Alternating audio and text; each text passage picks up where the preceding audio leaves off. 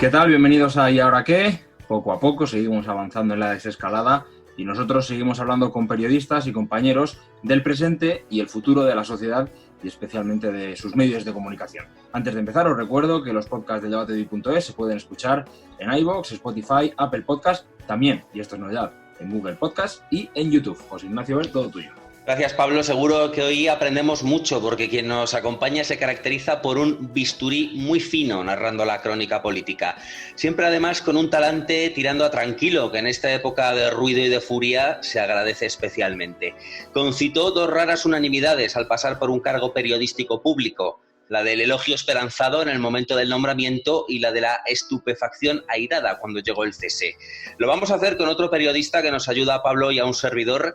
Si usted quiere saber cómo va eso de la desescalada en los despachos de abogados, tiene que leer lo que firma Pedro del Rosal desde Wolters Kluwer en 5 días y en El País. Muy bienvenido, Pedro, que además compartes una extraña perversión con el invitado, una perversión rojiblanca.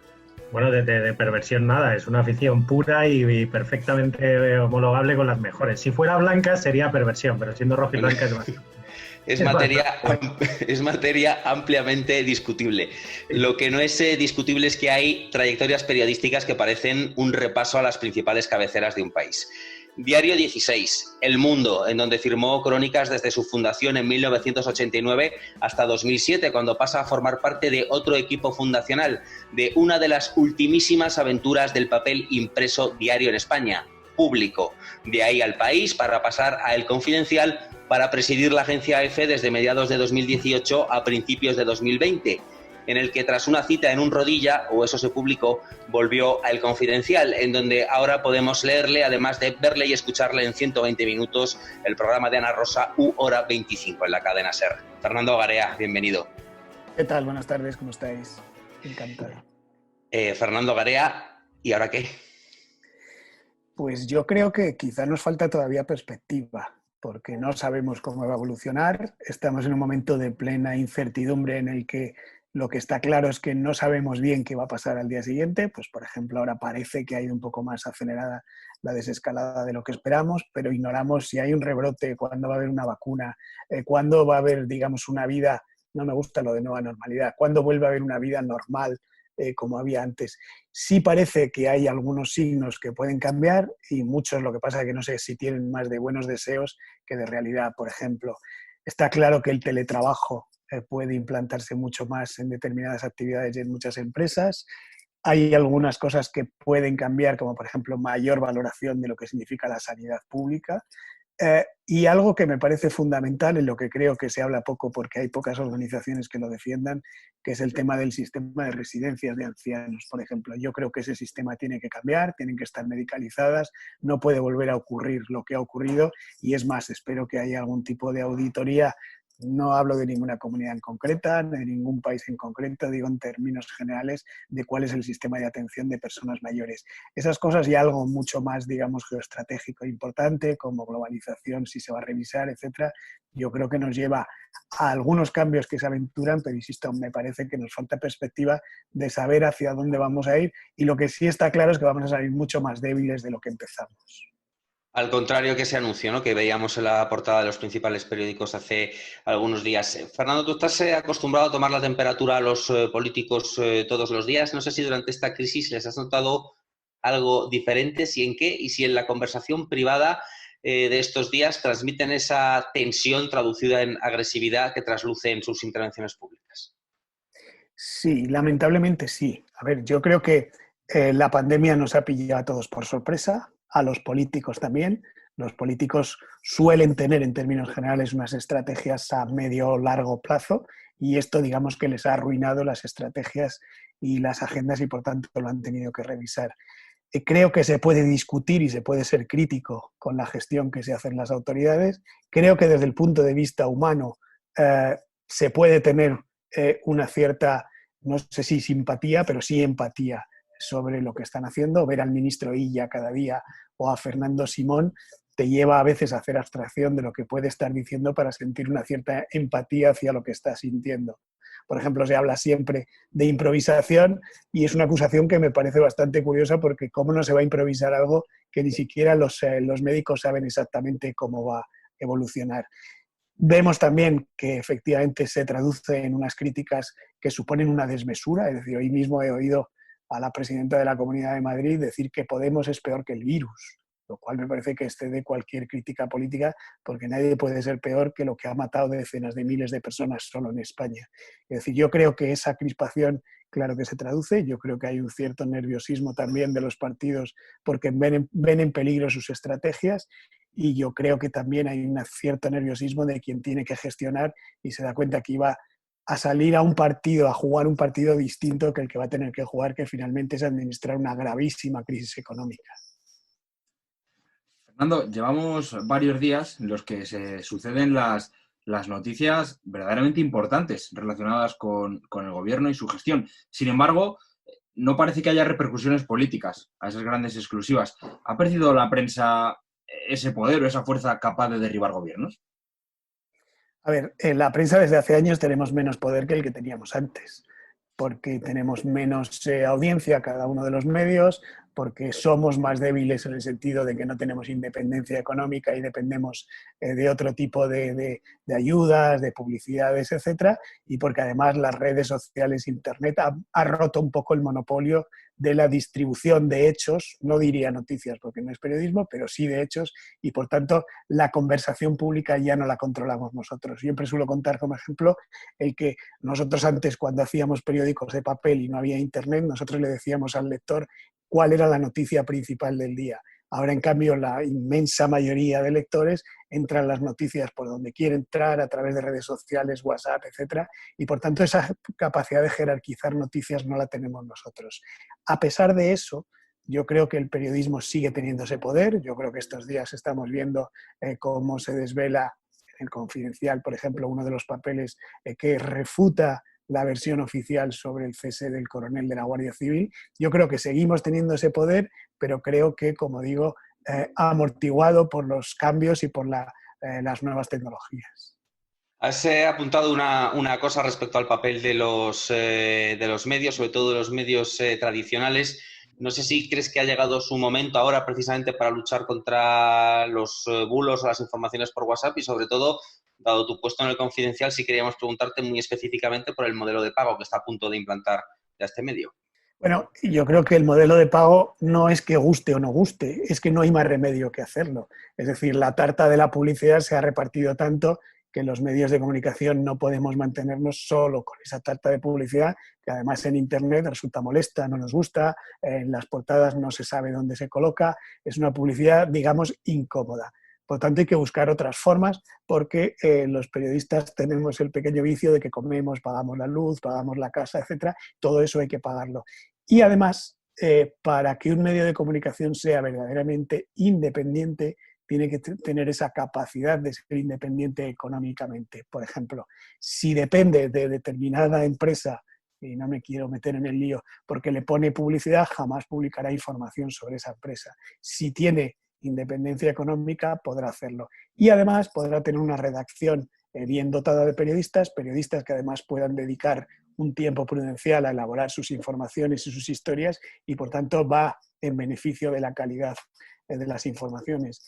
Por ejemplo, hace muchos años, antes de la crisis, en un medio como El País, había un periodista especializado solo en temas de Magreb.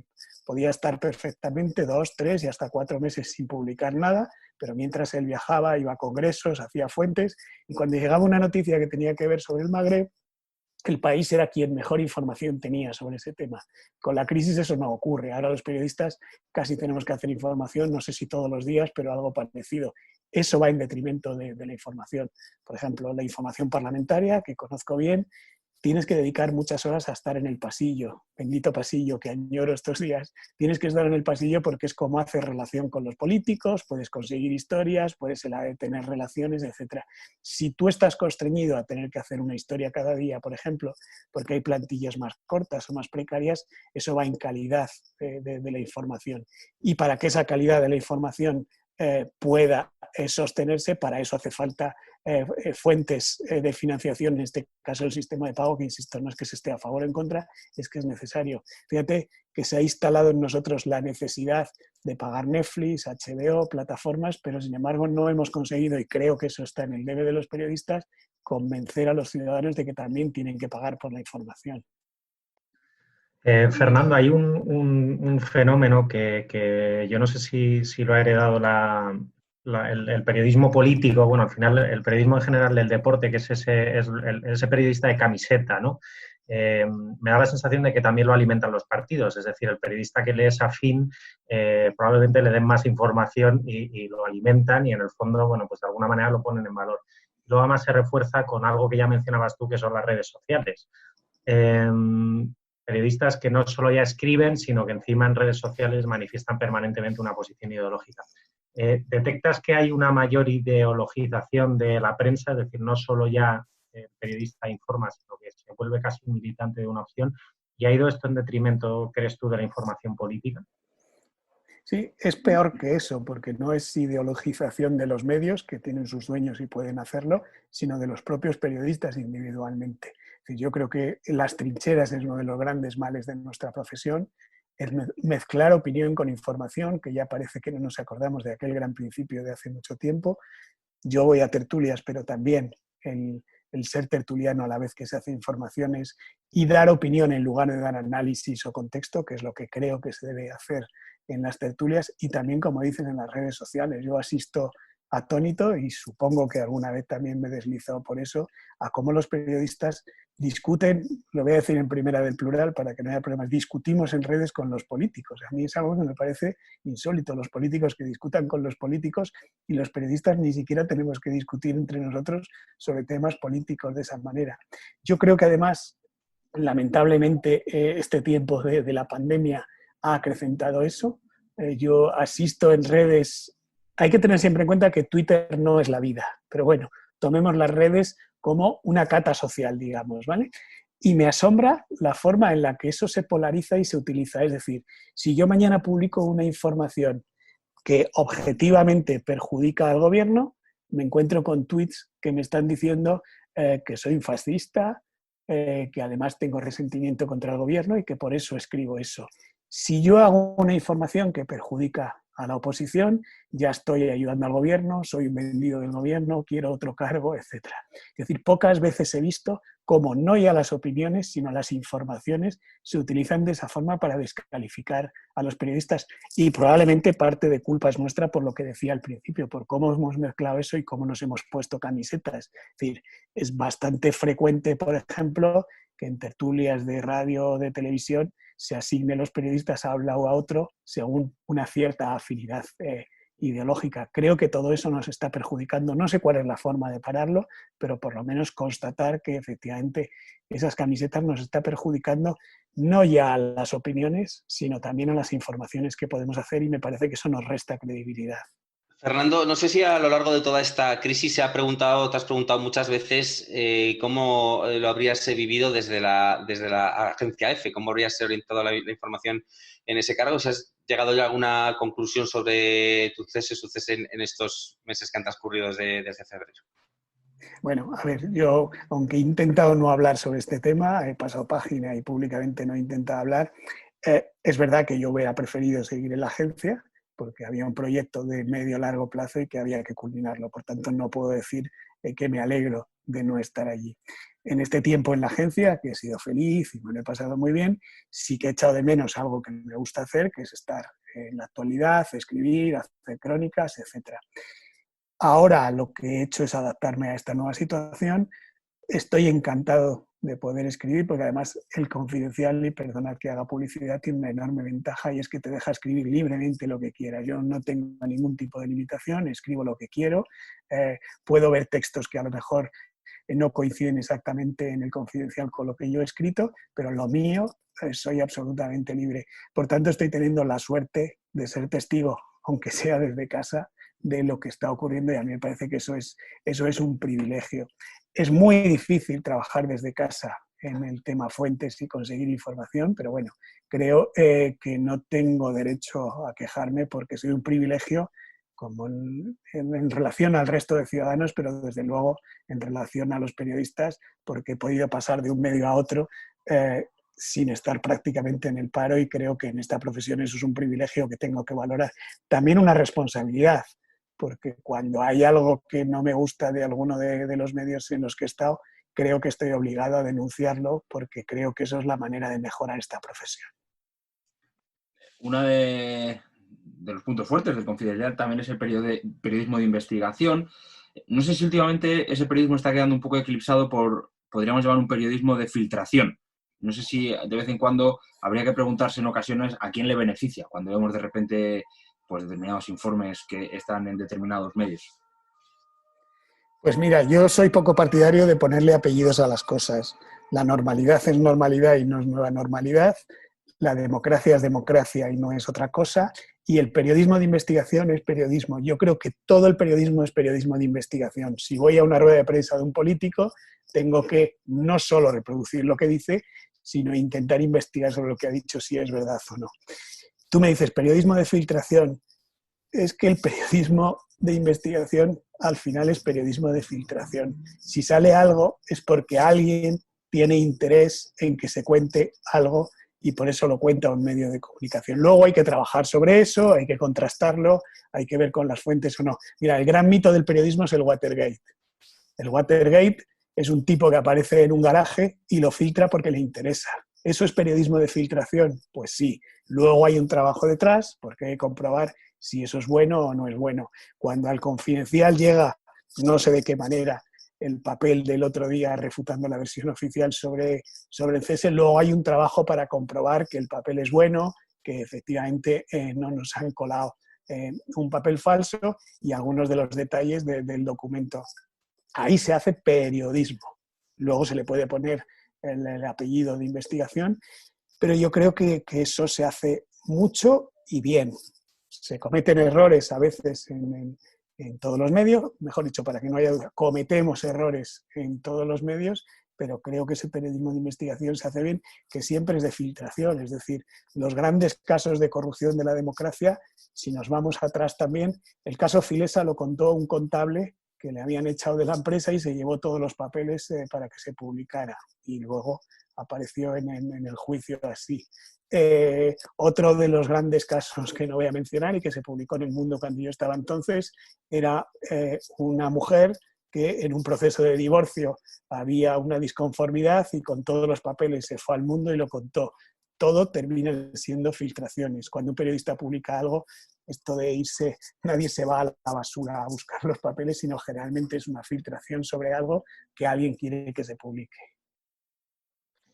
Fernando, no es por recordarte la amplia experiencia que te echa años, que has repasado al comienzo, pero una de las... Empecé muy joven.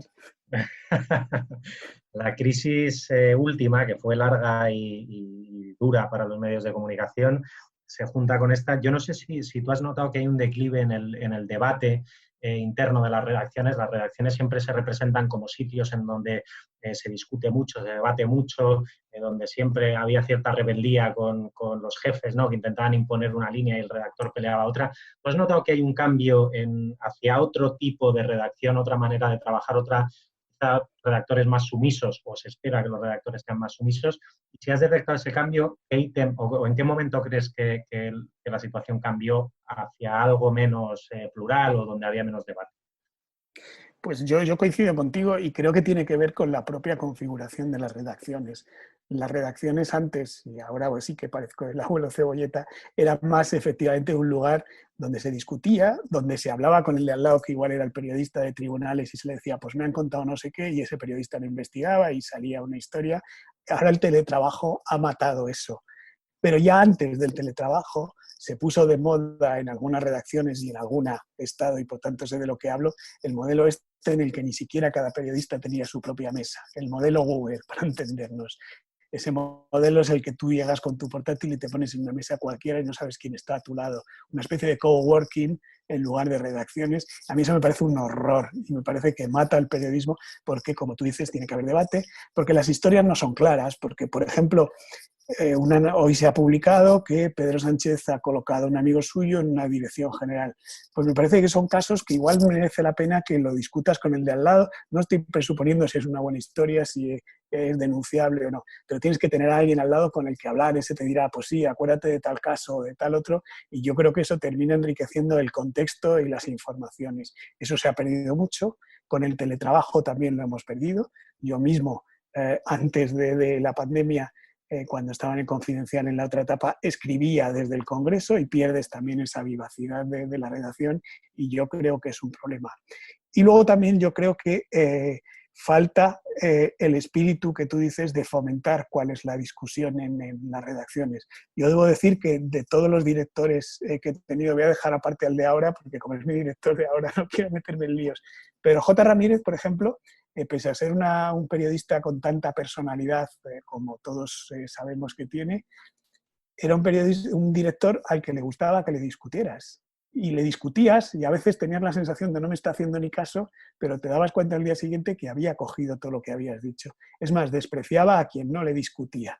Y a mí me parece Es una que fortaleza, ¿no? O sea, claro, yo creo primero incluso. me parece que es bastante inteligente por su parte, pero me parece que enriquece, y yo creo que lo que tendríamos que convencer a las nuevas generaciones de periodismo es que el periodismo no es solo estar delante de una pantalla o buscar cosas en Google, sino es el debate, es la discusión, que yo creo que eso enriquece mucho el producto de lo que hacemos y además hace que salgan muchas más noticias. Fernando, vamos ahora a darle vueltas a un tema que ya se ha planteado un poco en momentos anteriores de la conversación. Hemos hablado del papel del tertuliano, que tiene que aportar un contexto y un análisis más allá de la pura opinión. También a raíz de la pregunta de Pedro sobre el periodismo de bufandas. Pero no sé, a raíz de esta crisis que hemos vivido a tantos niveles con la COVID-19, ¿cómo queda el periodismo de opinión firmado en los medios? Se ha estado quizá demasiado acostumbrado a un ABC político que puede hacer que el que escribe sobre opinión tampoco tenga que prepararse mucho los temas, y ahora que están encima de la mesa temas científicos, temas sanitarios, se va a notar mucho más quién se prepara las cosas y quién toca de oído. Sí, yo creo que se nota mucho más porque son temas mucho más especializados. Yo creo que en esta pandemia, cómo han aflorado periodistas científicos que escriben cosas sobre las que algunos no habíamos leído nunca, y de repente ahora estamos familiarizados con algunos de esos términos, yo creo que es muy importante. Yo creo de todas formas que entre información y opinión hay un género que reivindico y que intento hacer yo cada día, que es el análisis. El análisis yo creo que no está suficientemente valorado, no es opinión, no hay por qué incluir opiniones, pero sí poner en contexto, valorar algunas de las cosas de las que se pone y sobre todo incluir mucha información. Yo me parece que un análisis o una opinión que no tenga detrás una información, me parece que no tiene mucho sentido. De hecho, y con el debido respeto, creo que los que mejor escriben opinión de política, por ejemplo, son no los que están metidos en un despacho, sino los que están a pie de calle, en contacto con las fuentes, etc. Para la opinión también hace falta fuentes y contexto, porque puedes tener percepciones equivocadas, porque puedes creer, por ejemplo, que el gobierno está a punto de caer y que este gobierno no va a durar y la legislatura está terminando, y a lo mejor resulta que si estás en contacto con la realidad te das cuenta que no, que es un gobierno que va a durar mucho tiempo, por poner solo un ejemplo. Yo creo que eso es fundamental. Y luego creo también que hemos cometido otro error, que es hacer que los jóvenes periodistas quieran enseguida hacer opinión. Yo creo que por mi paso en EFE también, creo que hay que valorar más la información pura y dura, la que abre los periódicos, la que informa, fíjate, las tres fuentes, todas esas cosas que no son antiguas ni mucho menos, sino que creo que hay que recuperarlas inmediatamente. Está bien las nuevas narrativas, los vídeos, maneras distintas de contar las cosas, pero creo que sin las fuentes, sin las Ws, aquello que se estudiaba en la universidad, creo que no hay periodismo de ningún tipo. Yo, o sea, como oyente de radio y espectador de televisión, debo decir que que Fernando Garea representa precisamente lo que él mismo dice de dividir lo que es análisis y opinión. Es decir, hay periodistas u opinadores que antes de decirte ¿Por qué? Ya te han dicho si están a favor o en contra y Fernando invierte el orden. Primero te da datos, te dice el análisis, y en muchos temas ni siquiera te dice si él está a favor o en contra o opina bueno o malo, simplemente expone la información que él tiene. O sea, es cualitativamente... Lo que pasa que luego me llaman tibio o equidistante por hacer eso, o sea, que es lo peor que te pueden llamar. Que cada uno forme su opinión molesta. No, yo precisamente me ¿sabes parece qué pasa? Que es más respetuoso. Yo tengo un principio que intento cumplir, no siempre lo cumplo y a veces se me escapa. Yo creo que cuando ves un programa de tertulias o lo escuchas en la radio, cuando el tertuliano empieza con la expresión yo creo que, mejor que le dejes de escuchar, porque solo hay unas cuantas personas a las que me interese qué es lo que creen. Iñaki Gabilondo, Carlos Alsina, 4 más, ¿vale? Lo que Fernando Garea crea no tiene ninguna importancia. Lo que puede tener interés, creo, es lo que yo pueda aportar en cuanto a la información, el análisis o el contexto que tenga, pero mi opinión no importa nada. Y hemos llegado a un punto, y ya que lo has sacado y me voy a meter en otro lío, en el que, por ejemplo, cada uno que empieza un programa de radio, pero que no sea un programa, digamos, estrella en una radio, empieza con su comentario, que por cierto lo llaman editorial, cuando editorial es solo la opinión de la cadena y no del programa, pero bueno, dejemos pasar la palabra editorial. Empiezan con su opinión el programa como si al oyente le importara qué opina esa persona sobre cada uno de los temas, ¿no? A mí cuénteme las cosas, no me diga qué es lo que cree usted. Y Fernando, recogiendo este mismo tema, ¿cómo te sientes tú viendo este fenómeno de los opinadores, que muchos no son periodistas, muchos simplemente han florecido en base a hacerse llamativos en Twitter con comentarios histriónicos, posiciones a veces simplemente absurdas que se nota que lo que buscan es llamar la atención y atraer atención sobre ellos mismos? ¿Cómo se siente alguien con tu carrera compartiendo una mesa de análisis con algunos personajes que evidentemente tienen opiniones da la sensación que lo que buscan es llamar la atención y no tanto manifestar lo que creen o la información que pueden tener? ¿Algún nombre, Pedro, para que nos orientemos un poco y se oriente Fernando la respuesta también? Los problemas que se quiera meter Fernando. Yo aquí he venido solo a meterle en problemas. No, pero cuando hablas de los personajes histriónicos y tal, para que nos hagamos una idea... Por ejemplo, en Beatriz Talegón, que se autodenomina periodista y yo todavía no sé en qué medios ha trabajado, ¿no? Ya, ¿sabes qué pasa? También es otra dejación que hemos hecho los periodistas, que es mezclar periodismo con espectáculo. Es decir, hay programas de televisión especialmente donde efectivamente aparecen esos personajes. Yo te incluyo otro. ¿Te acuerdas cuando salía la monja que intervenía en las tertulias? Por ejemplo, con todos mis respetos para esta monja en concreto y para todas en general. Pero...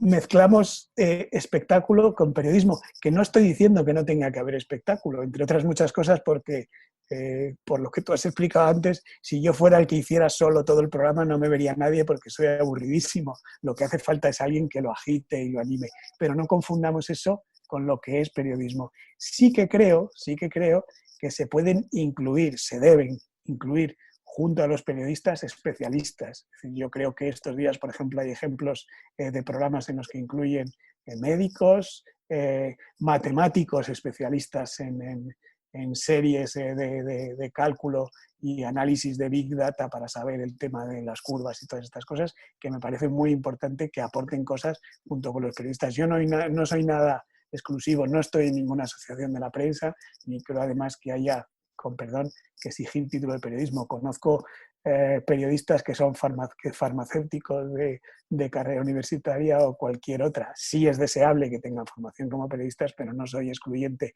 Pero insisto, yo creo que ahí tenemos que hacer un esfuerzo por no mezclar espectáculo con periodismo.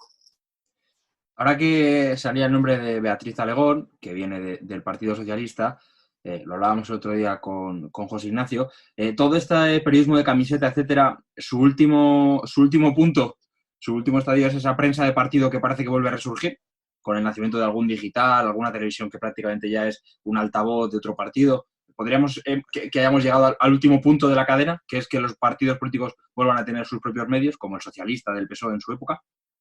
Sí, bueno, y hay tradición en algunos países de Europa. El Partido Comunista francés tenía un periódico, en Italia también, es decir, no es un fenómeno estrictamente nuevo. Y bueno, y siempre y cuando se sea transparente y se explique quiénes son los accionistas y cuál es el ideario, yo estoy a favor, y más ahora en Internet, de que cada uno lea lo que quiera, cree el medio que quiera y lo explique como quiera. Lo que sí hay que tener es honestidad para decir nosotros somos un medio amparado por esto y pertenecemos a esto o no pertenecemos a esto. A mí daño no me hace. Quiero decir, yo lo que sí creo es que las cosas que se ven en cada uno de esos medios, como diría Rajoy, cada uno de esos medios a los que usted se refiere, lo que hay que hacer es tener muy claro a quién pertenece y quién está detrás, que no nos metan gato por liebre. Sí, Fernando, hablabas de esos medios de partido diciendo que tienen que tener clara su accionariado. Quizá en el más famoso que ha surgido en los últimos tiempos al calor de un partido político, entronca con otra de las cosas que hemos comentado antes. Los comentarios de la directora, comentarios de opinión, se llaman en esa publicación editoriales. Bueno, otro asunto son las polémicas periodísticas que se ha vivido en el tratamiento de esta crisis en los medios, mucho sobre qué se muestra y qué no, cómo se ha mezclado la dinámica del confinamiento con el drama sanitario y distintas polémicas, sobre todo la aparición de los ataúdes en una portada del Mundo, el uso de un supuesto off the record, que no os queda muy claro si podría ser considerado un off the record o no, y las acusaciones de exceso de frivolidad por parte de los medios. No sé cómo has vivido estas polémicas a lo largo de estos casi 3 meses. Bueno, primero, espera, te digo, a mí no me gusta mucho esto de juzgar qué es lo que hacen los demás, entre otras muchas cosas, porque en algunas cosas no tengo más que dudas. ¿Me oyes? Sí. Digo, no tengo más que dudas sin ninguna certeza y me parece además que son límites difusos y por tanto no lo tengo muy claro. Creo que todo tiene graduaciones, es decir, yo creo que la foto que publicó El Mundo de los ataúdes en el Palacio del Hielo, creo que periodísticamente fue un documento muy importante. Creo que efectivamente cuando hay una tragedia se le puede poner imágenes a esa tragedia. Luego había otras fotos que he visto que había personas en una cama muriéndose y siendo asistidas que me parecen innecesarias. Yo creo que además también está el respeto a esa persona que ha fallecido. Pero yo creo que no se puede ocultar, entre otras muchas cosas, porque a veces tiene un factor de movilización en contra de ese fenómeno. Yo creo que los casos más claros son los de terrorismo, pero insisto, no teniendo claros cuáles son los límites. Hace muchos años, cuando el atentado a Irene Villa, de ese atentado hubo unas fotos terribles de Irene Villa y su madre después de explotar la bomba, y hubo dudas en muchos medios sobre si había que publicarlos o no, y en muchos casos se publicaron. Quizás ahora, visto con perspectiva, podría verse políticamente incorrecto, pero yo creo que tuvieron un proceso de movilización y de rechazo hacia lo que era el terrorismo muy importante. Yo creo que en lo de la banalización de la justicia, yo creo que es importante mostrarlo crudamente qué es lo que es. Y creo que en este caso los medios, en términos generales, no se ha sido muy responsable con alguna excepción. Yo creo que se han mostrado, por ejemplo, fotos muy importantes de los sanitarios sin equipos, sin material y jugándose la vida. Y me parece que en términos generales no se ha informado distinto a lo que se ha informado en otros países, por poner ejemplos. Fernando, te recojo esta reflexión porque, sin embargo, vemos una guerra constante y las redes sociales, yo creo que no nos hace ningún favor como periodistas manifestar permanentes peleas cuestionando la profesionalidad, la deontología del de al lado. O sea, hay una guerra entre periodistas que parece que nos posicionamos antes con una posición, no diría ni siquiera ideológica, diría partidista, y atacamos al de enfrente usando la deontología probablemente cuando esconda más bien una posición política. Te recojo esta reflexión porque me gustaría saber tú qué opinas, que has pasado por distintos medios y que colocaríamos dentro del arco ideológico en posiciones muy diferentes. Aprovecho además para decir que a ti cuando se te eligió presidente de la agencia EFE fue por unanimidad del arco parlamentario, lo cual es una buena muestra de profesionalidad por encima de adscripción a ninguna posición política. Te lo voy a vincular además con una reflexión que fue bastante polémica del secretario de Estado de Comunicación en las Navidades pasadas, que él decía que los periodistas están jugando a activistas políticos, ¿no? Y que él detectaba que en las ruedas de prensa se iba prácticamente, voy a recoger una expresión que no lo dijo él, pero que iban como a derribar gobiernos. Te ¿te parece que ahora mismo hay, primero, qué te parece esta guerra entre medios con posiciones políticas? Y la segunda, si tú detectas que más que antes hay una politización del uso o del ejercicio del periodismo para influir en una determinada posición. ¿Te parece que ahí hay un salto diferencial con lo que tú has podido vivir hace 10, 15 años? Yo creo que el único factor diferencial es que ahora están las redes sociales para amplificar y para que entren los periodistas de a pie. Pero volviendo a batallitas del pasado, en los años 90 yo estaba en El Mundo investigaba el caso Gal y sacaba historias de cómo había un terrorismo de Estado desde el gobierno en la lucha contra ETA. Y era cada día, era una pelea para publicar esas informaciones en El Mundo. Y había otros medios que lo que hacían era la contra y intentar desarbolar cada una de las cosas que publicábamos en El Mundo, y además se decía no es creíble porque quien lo cuenta es un narcotraficante y un no sé qué. Es decir, esas guerras de medios que en definitiva son guerras ideológicas, yo creo que han existido siempre. Ahora el fenómeno nuevo, como digo, son las redes sociales, y que en esas redes sociales cada uno de los periodistas independientemente de sus medios intervienen en esas batallas. Yo a veces lo veo con asombro, porque como digo, yo no estoy seguro de casi nada, y menos en el periodismo. Hacer un boletín en la radio o hacer un periódico es muy complicado. Hacer una información rápida, y no me quejo, es también muy complicado y tienes que decidir en muy poco tiempo. Cometemos errores, pero a veces me da la sensación, veo a compañeros que están plácidamente delante del ordenador juzgando el trabajo de otros, y los que juzgan no han hecho una información en su vida, no han hecho una portada en su vida, no han elegido una foto en su vida, no han hecho nada parecido en su vida, y sin embargo se juzga en pocos segundos si lo que está haciendo está bien o mal, que a veces está mal. Yo, uno de mis grandes empeños, ya que lo has citado respecto a EFE, es que creo que los periodistas españoles rectificamos demasiado poco y pedimos perdón demasiado poco, y no pasa nada. Una de Pues las han cosas visto que muchos presidentes rectificar como tú y disculparse como tú. Prácticamente cada 10 días se veía una foto en Taiwán que atenta contra los derechos de la mujer, y ahí estabas tú disculpándote. Sí, es que yo creo que no tenemos el monopolio de la verdad, y mucho menos no hacemos enciclopedias, sino que hacemos periódicos muy rápido. Me decía un redactor jefe hace mucho tiempo, y es verdad, cuando te equivocas lo que tienes que hacer es rectificar. Yo establecí un protocolo precisamente para de qué forma se rectificaba cuando nos equivocamos, que era muy frecuentemente. En EFE eran miles de noticias diarias en no sé cuántos países del mundo, y era relativamente frecuente que eso ocurriera. Pues creo que los periodistas en general lo tenemos que hacer, pero asistimos quizá a una especie de fusilamiento público cuando alguien saca una historia. Claro, esto está motivado porque no sé qué, y no digamos otro fenómeno también muy frecuente, que tampoco es nuevo, que es que cuando alguien saca una noticia,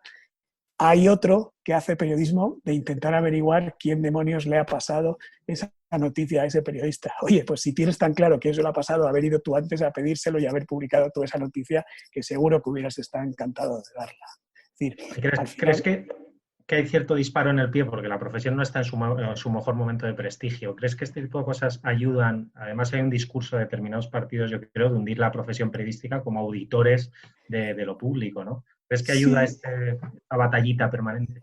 yo estoy a favor de la autocrítica, tenemos que hacer autocrítica, tenemos que estar sometidos además a la crítica diaria. Te confieso una cosa, yo en redes no contesto públicamente la mayoría de los mensajes, pero a muchísimos los contesto por mensajes directos y les explico por qué he hecho eso, por qué he publicado eso, porque creo que tenemos una obligación cuando ponemos el escaparate y salimos al mercado. Nos debemos al cliente, como se dice en los grandes almacenes, y nosotros tenemos que hacer esa crítica y esa purga, digamos, del mal periodismo. Pero creo que a veces no nos valoramos suficientemente. Nos cuesta mucho reconocer si uno de otro medio ha publicado una exclusiva y si esa exclusiva está bien o mal. Y desde luego, insisto, este periodismo en averiguar quién se lo ha contado a otro siempre me ha parecido bastante necio, la verdad.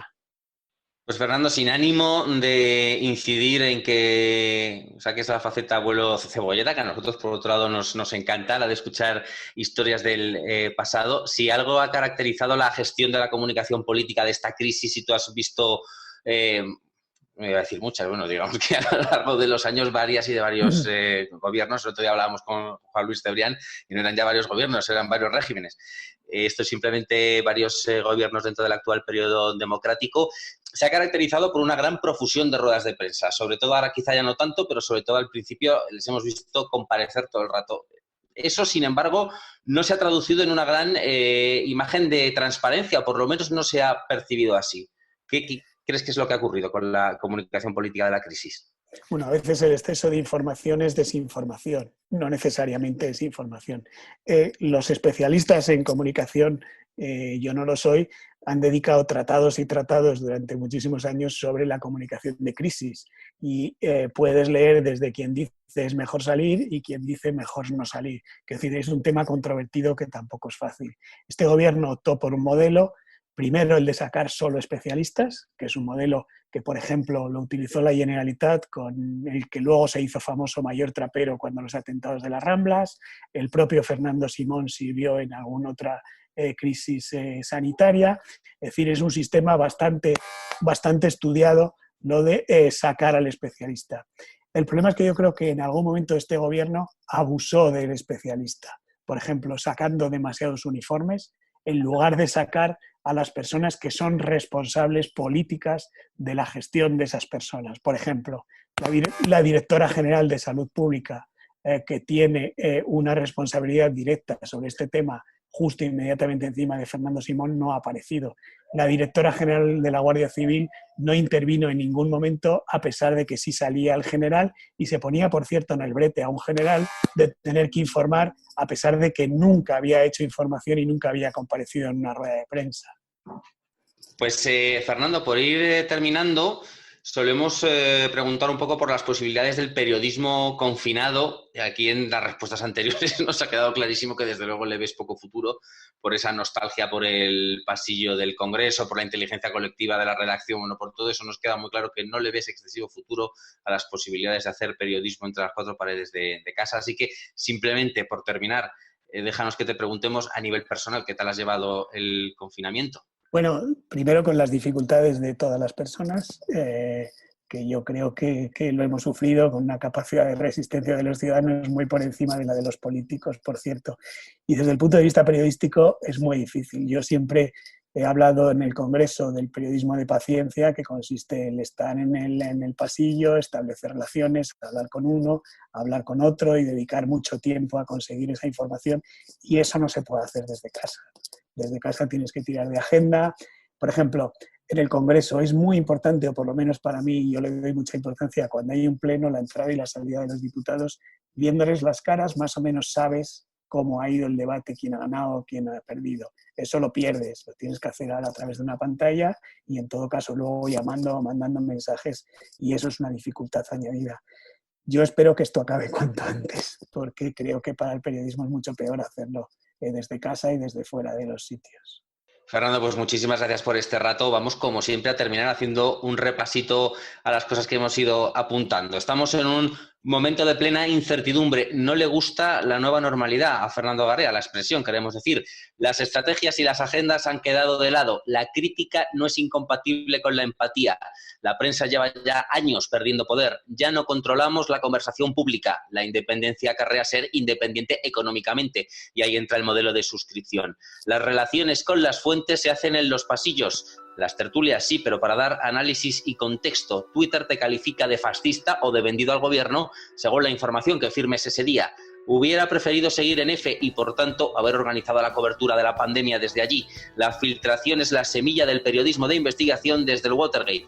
El debate que se genera en las redacciones, convencer a los jóvenes del periodismo, que el periodismo no es estar delante de una pantalla. Análisis como término medio entre información y opinión. La mezcla de periodismo con espectáculo.